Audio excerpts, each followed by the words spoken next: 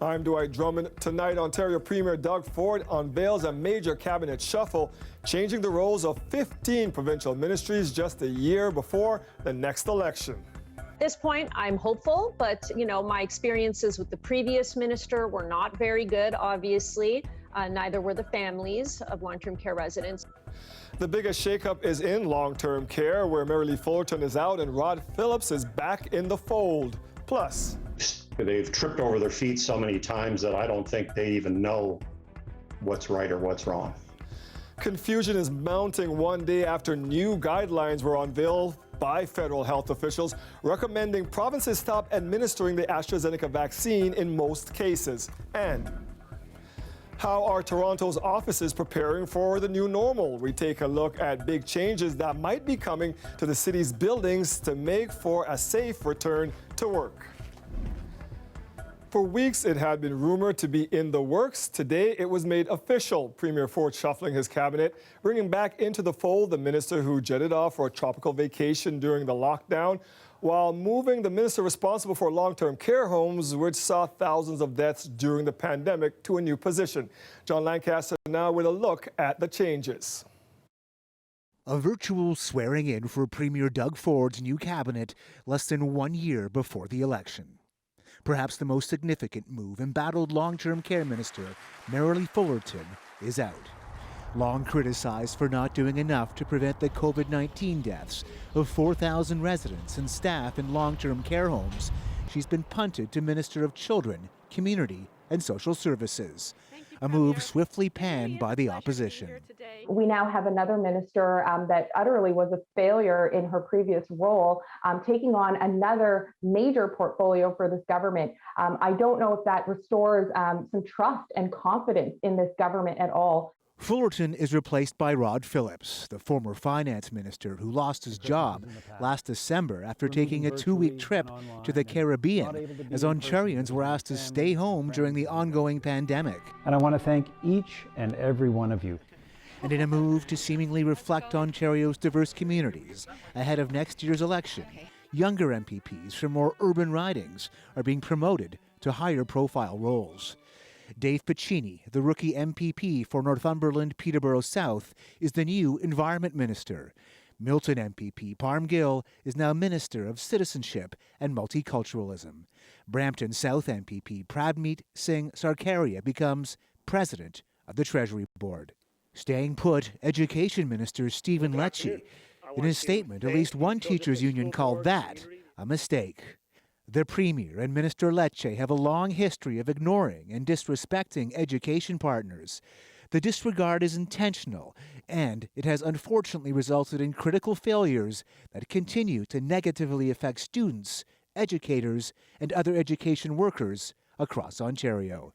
Also keeping their portfolios, Health Minister Christine Elliott and Finance Minister Peter Bethlenfalvy. What we've seen today is a continuation of this government's agenda of big cuts and bad choices. And frankly, the people of Ontario deserve better. The Premier didn't speak to reporters today about his cabinet shuffle. John Lancaster, CBC News, Toronto.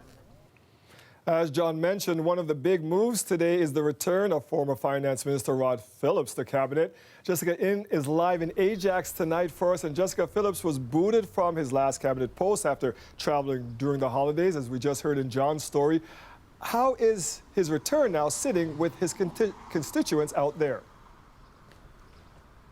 Well, Dwight, that particular trip to the Caribbean, that's what they say that they're remembering most about Rod Phillips. To remind our viewers, he took a trip to St. Bart's in mid-December after a whirlwind of pre-planned videos, photos, and even Zoom calls showing that he was in Canada. It turns out he actually wasn't, and he was out of the country. And that was at a time when Ford was repeating his message consistently to Ontarians to stay home. After that all came out, he resigned as finance minister, and some Ajax residents say they're not sure and have mixed feelings about whether he should be given a second chance. Based on how he was removed, I'd question how and why he's being made minister. At least the vacation during pandemic and lockdown, that doesn't sit well. If it was truly a vacation, that doesn't sit well with me. I feel like it's a little irresponsible to give a person who didn't take the pandemic very seriously, to give responsibility to take care of long-term home people because they are the people who suffer the most from the pandemic. We should look at the good work that he's done, right? Not the small things. He made a mistake, okay, we should forgive him. As Environment Minister in 2018, he helped revamp Ontario's Blue Bin program. And earlier in the pandemic, he was chair of the committee responsible for planning Ontario's economic recovery. He was sworn in virtually this afternoon as the new Minister of Long-Term Care, and he replaces Marilee Fullerton, who was just shy of 2 years on the job. Now, given the issues the pandemic has exposed within the sector, advocates say they're optimistic.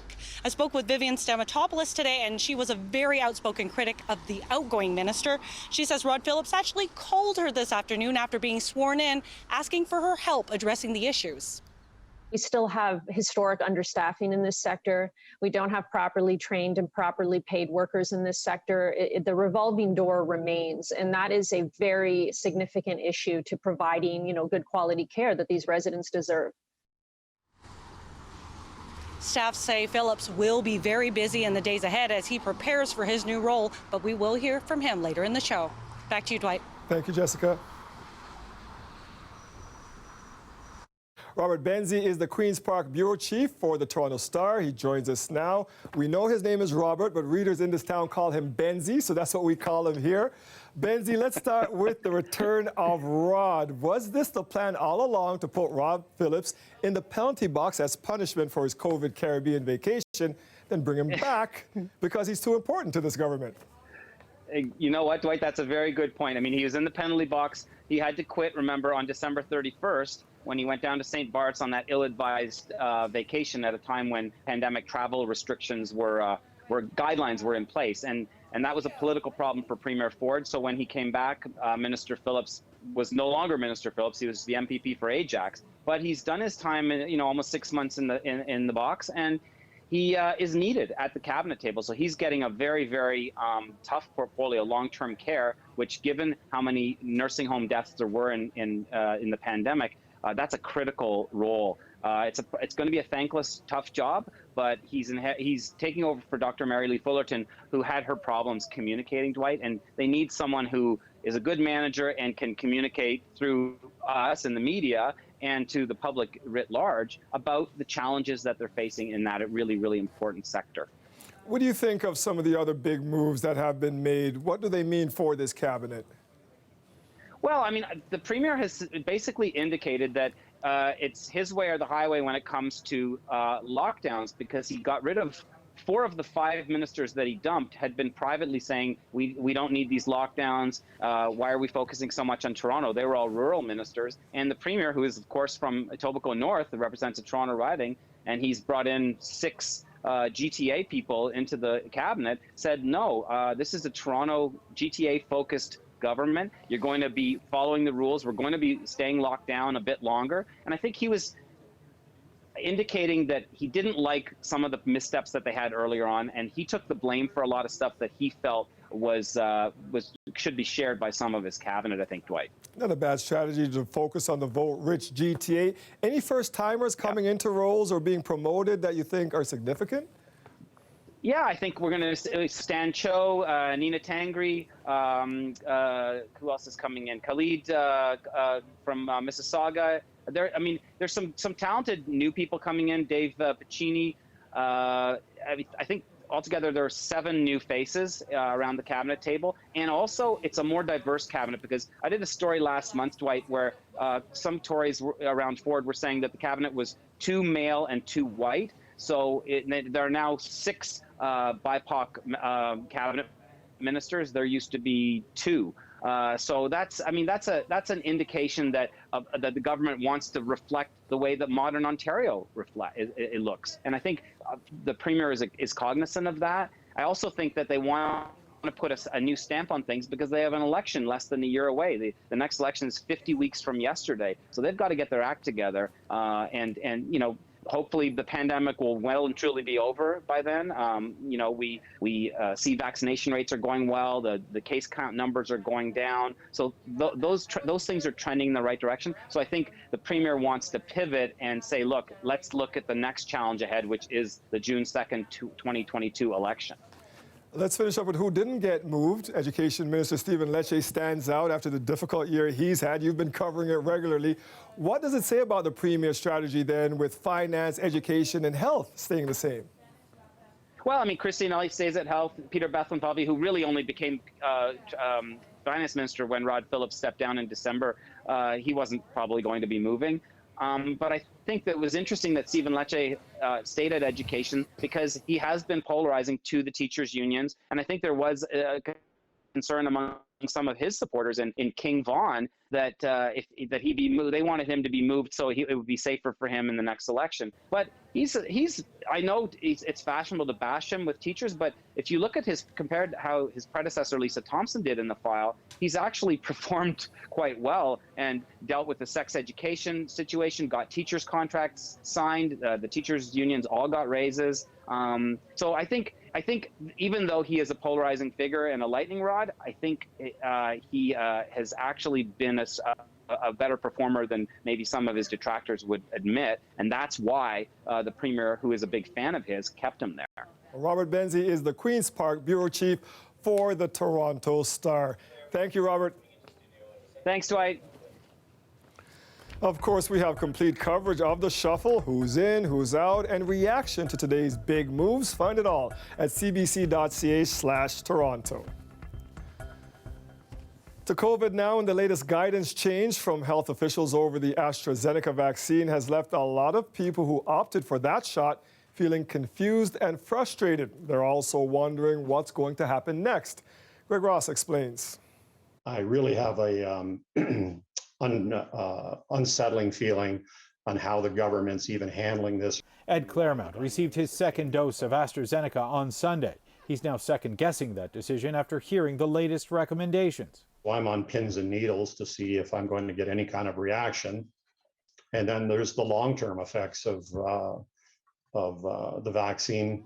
The risk of developing a condition that causes blood clots after a second dose of AstraZeneca is about 1 in 600,000, according to the National Advisory Committee on Immunization. They say Ontarians who got a first shot of AstraZeneca vaccine can still opt for a second because it's still relatively low risk. There's this sense of whiplash when it comes to specifically AstraZeneca, where, we hear something and then a week later we're hearing different information.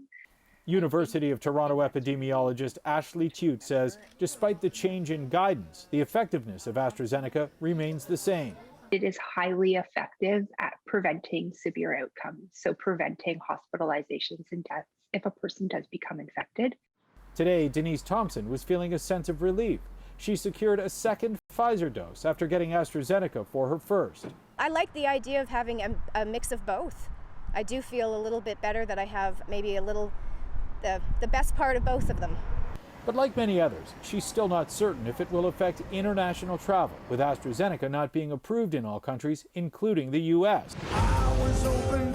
Anyone hoping to see Bruce Springsteen perform on Broadway is required to have an FDA-approved vaccine.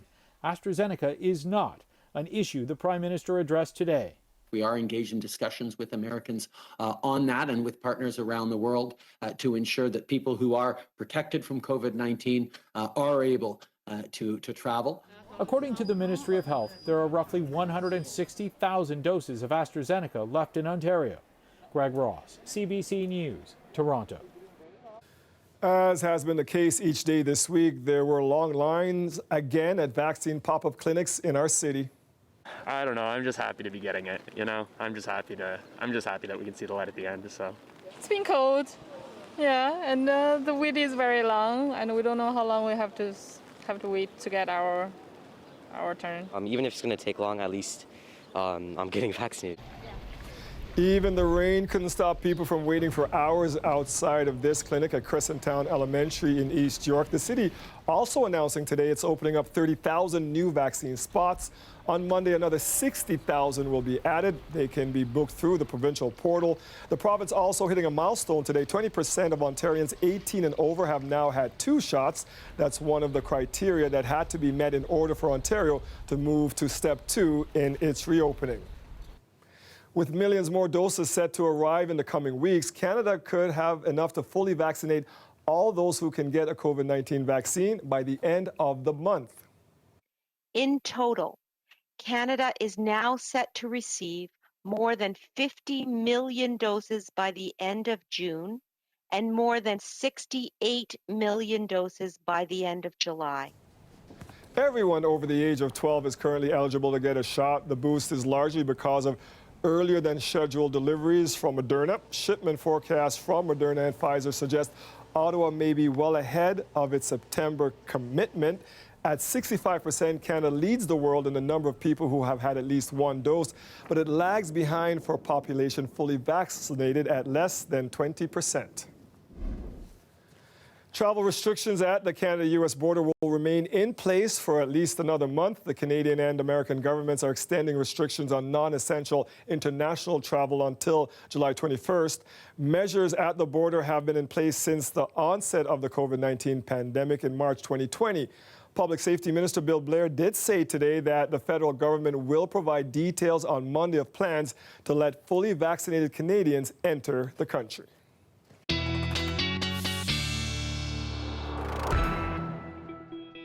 And lots of our fellow citizens lined up all over the GTA today, getting rained on, trying to get a shot, Nick.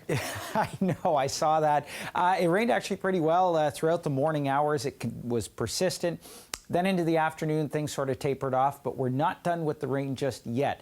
Actually, we've got another round coming in the next few hours. Let's talk temperatures first, then we'll get to the rainfall. Today, up to about 24 degrees in the city of Toronto, down to 23 right now. It was held back by the rainfall, but as that cleared out, we got a few hints of sunshine, temperatures up into the mid-20s. Now, what we're looking at in terms of precipitation is this. The rain from today, that's pushed off. However, there's another band that's just forming up north. So we're looking at areas from about Parry Sound, Huntsville, back down through Owen Sound.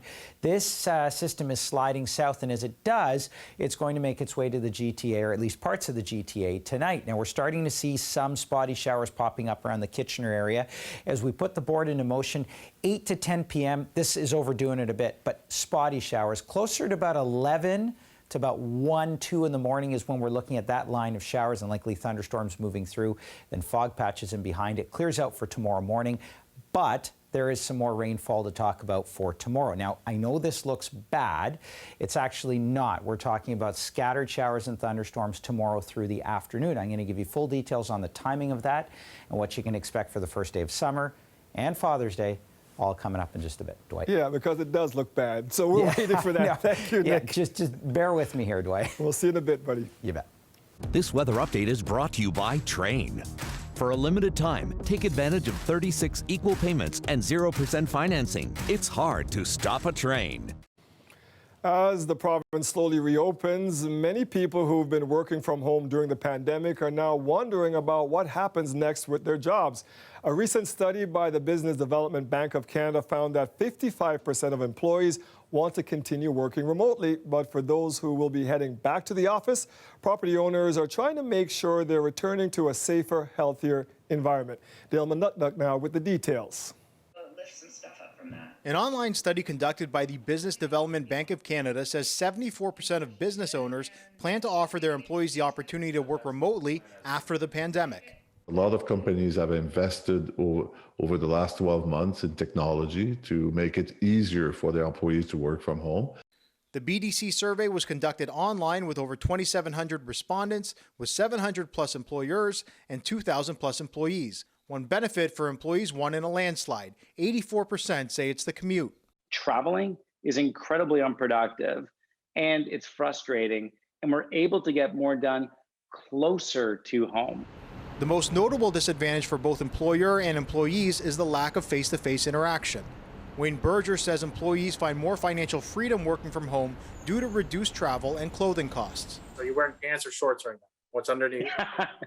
I'll tell you what, I can admit it's 25 degrees and shorts underneath this blazer. And I feel empowered doing so. We're becoming not just more flexible, but also more casual at times when it comes to how we need to dress depending on what's taking place. Berger believes in the 15-minute city, saying Torontonians want to work and play close to where they live. Earlier this week, Toronto received a proposal from the province to build more mixed-use communities that would bring jobs and housing closer to transit. The locations of the hubs are Exhibition Station, King and Bathurst, and Queen and Spadina. But what will spaces look like as more people go back to work? Tenants are much more sophisticated in their demands for the type of space that they're in and keeping a safe environment for their staff. Dream Office REIT own and operate 5.5 million square feet of property across the country. They've retrofit many buildings from a health and safety perspective, installing UV light technology in elevators and escalator handrails that kill particles, and have made improvements to HVAC and communication systems. A majority of respondents in the BDC survey say they want a hybrid of work from home and going to the office, something employers will have to watch for. If they want to keep their employees, if they want to be able to attract new employees, they will have to have this flexibility. Dale Manukduk, CBC News, Toronto. When we come back, echoes of George Floyd here in Canada. We are analyzing the situation because we cannot just take a video, which is partial. All right, a young black man arrested in Montreal. Officers knelt on his neck, his face pressed into the sidewalk. The story behind the video and the calls for an investigation next. The high-profile trial of Linda O'Leary has adjourned until mid-July. The wife of celebrity investor Kevin O'Leary was at the helm of a speedboat in August 2019. Witnesses say the O'Leary boat was traveling at a high rate of speed on Lake Joseph at night when it collided with a boat carrying 12 people.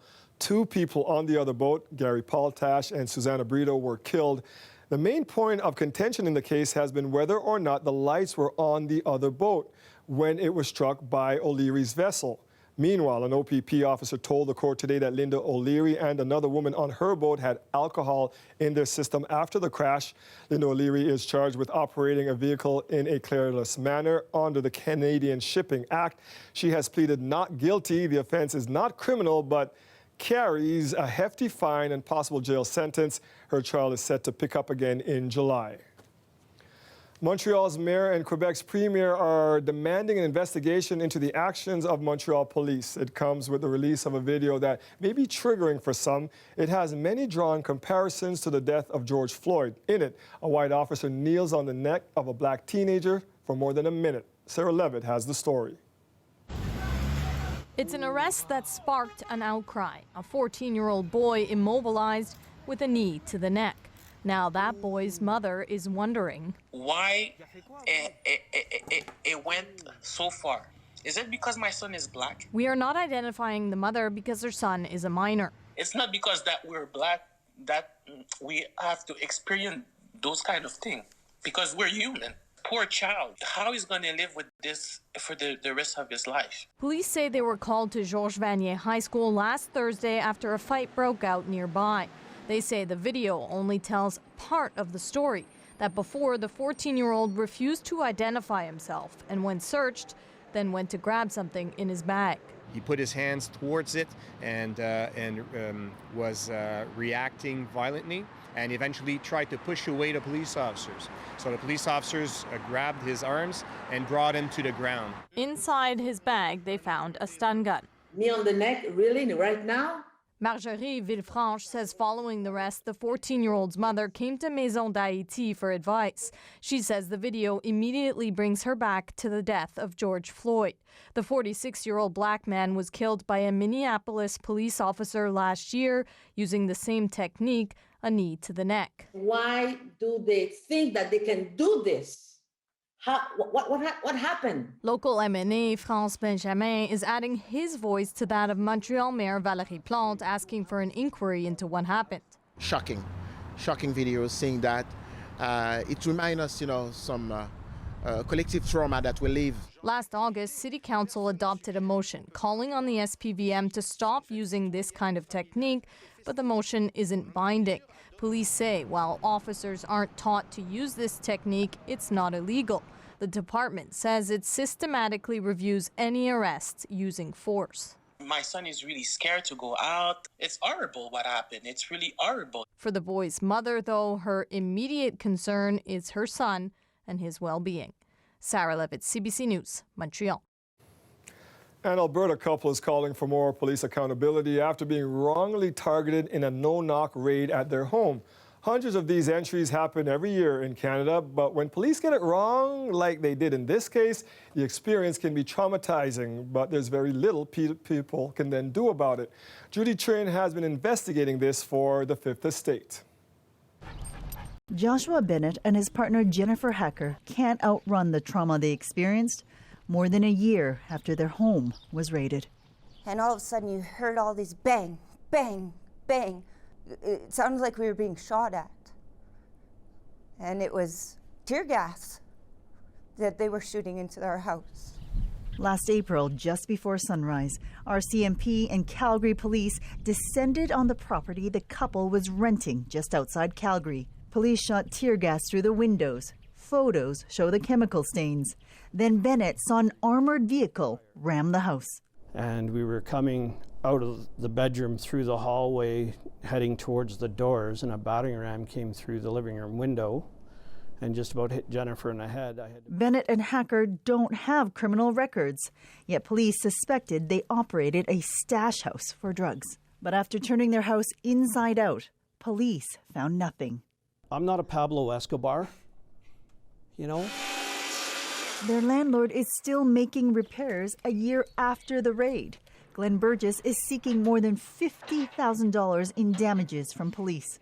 When they do things like this and don't own it, they don't have any form of responsibility, it really makes it hard for somebody like myself to have any respect for the police.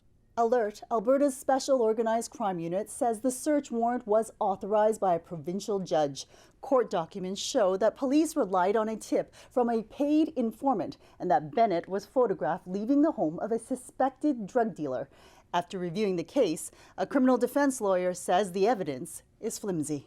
First of all, the tip isn't compelling. Second of all, the degree to which it's corroborated is extremely limited. Hundreds of no-knock entries happen across Canada each year. Police don't track how many raids result in no charges or how many violate charter rights. Ultimately, it's citizens who pay the price. I've been diagnosed with PTSD. You can't leave people like this.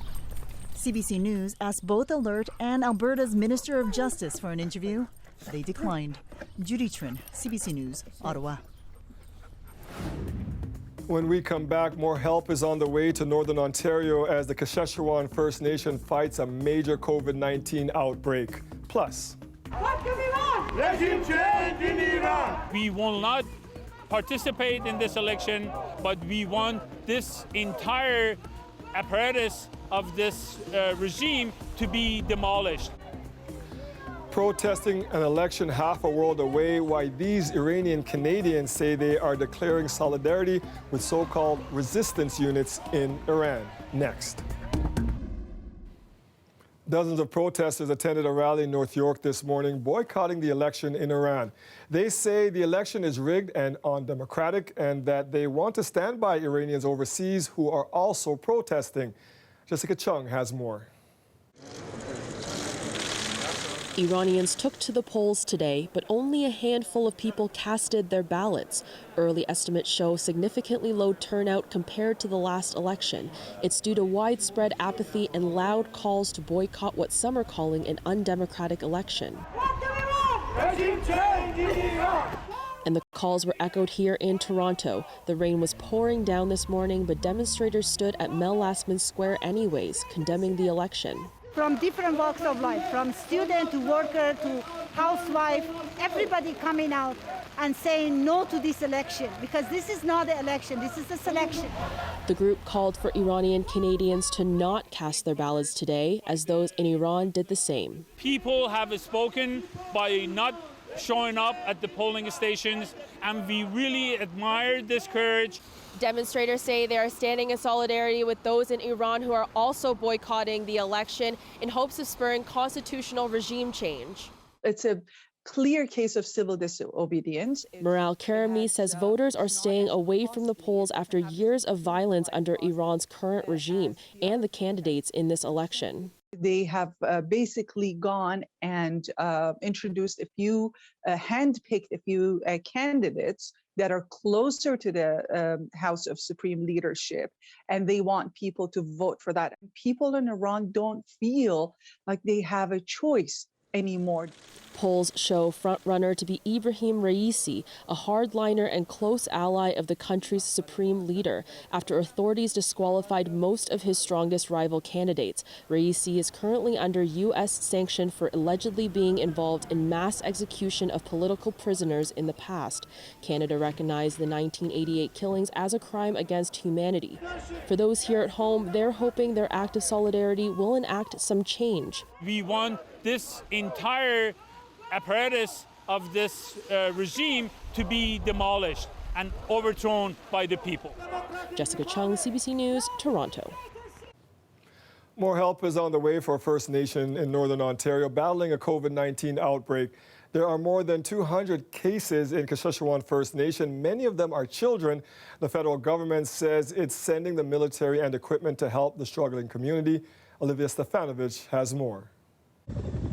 More boots on the ground. Canadian Rangers, already battling an unfolding crisis, now get more help from the military. Busy. COVID-19 infections have declined slightly in Kashechewan, but there are still about 200 people sick, the majority children who aren't eligible for vaccination yet. Cases remain far too high. The Alpha variant continues to circulate in the First Nation, and so this new deployment. The armed forces will be in the community until at least the end of the month to help with everything from isolation sites to delivering food. Until now, the community had no room to quarantine members and too few testing kits. It's an epidemic, it's a travesty. The issue really is overcrowded housing. There's 20 people in a house. It's very concerning. I mean, we haven't seen numbers like this ever in our region. The First Nation leadership blames the severity of the outbreak on a slow response from the federal government. When there's a crisis, especially in remote Northern Ontario, things can't happen fast enough. We have done our utmost to be there for the community. We know it's fragile. The Minister of Indigenous Services says he's following up to see if any mistakes were made. There is a preventative approach to all these deployments.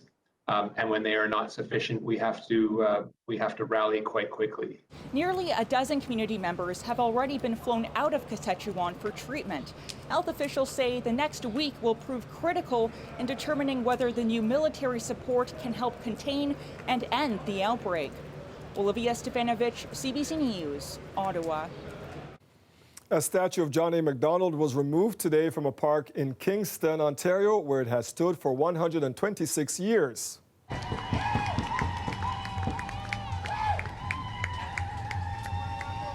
After a fractious debate, Kingston City Council voted to relocate the 2-ton statue of Canada's first Prime Minister. John A. Macdonald played a key role in the Indian residential school system. Travis Danraj reports now from Kingston.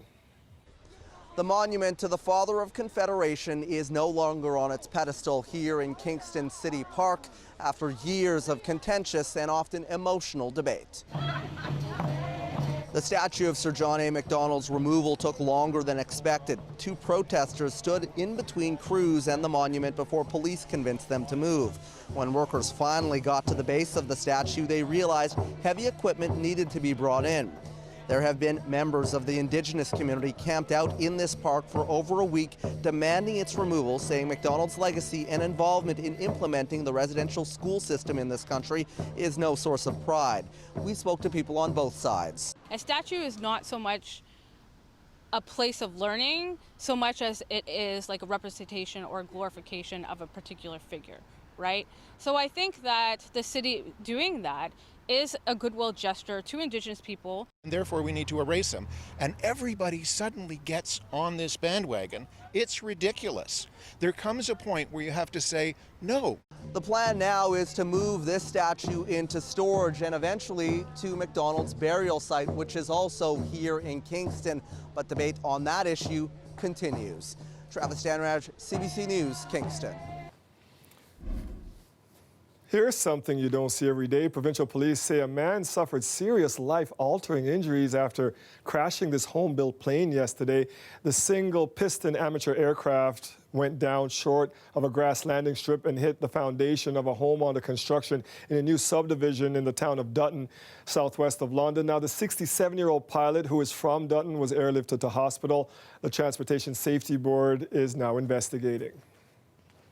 The biggest lottery draw in Canadian history is happening later tonight with a record-breaking $140 million up for grabs. Today, life-size Lotto Max balls were rolling across the city, promoting the upcoming draw. The jackpot remains at $70 million. And for the first time, an estimated 70 Maximilian prizes of $1 million each are being offered. Ontario's Lottery and Gaming Commission says this is the biggest prize pool available to be won in a single draw in Canada's history.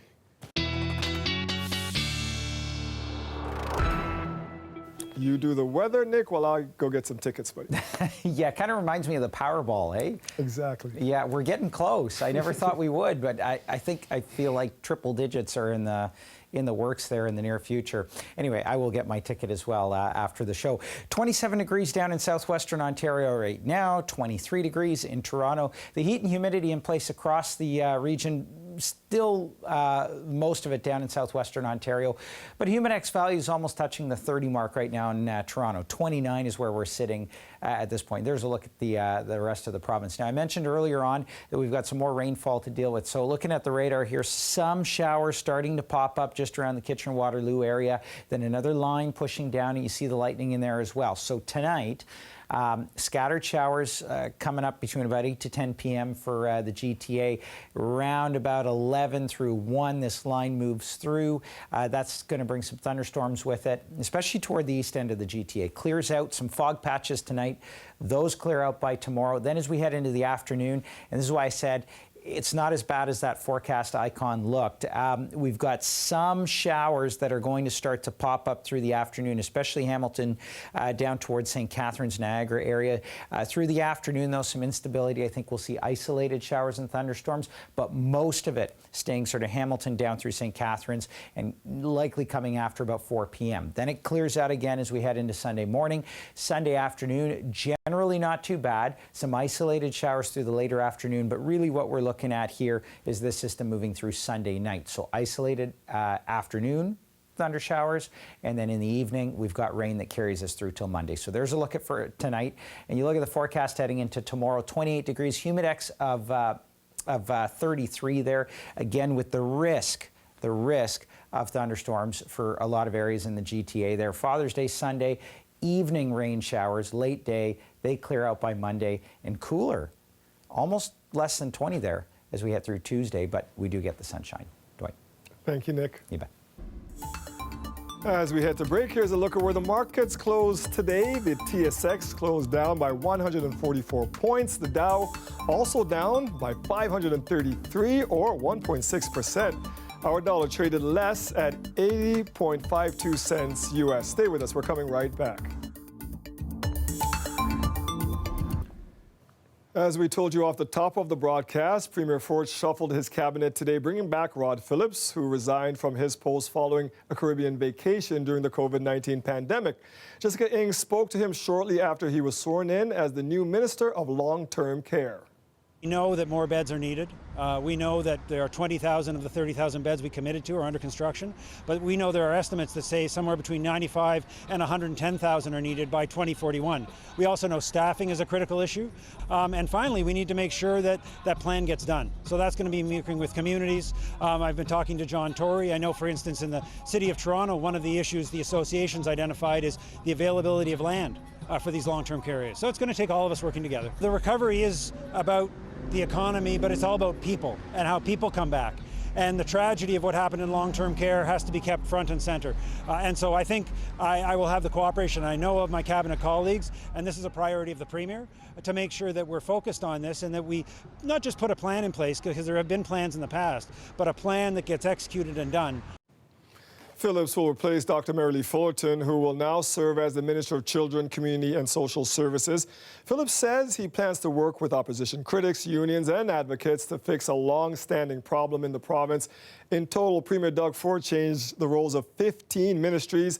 The move comes with just under a year before our next provincial election.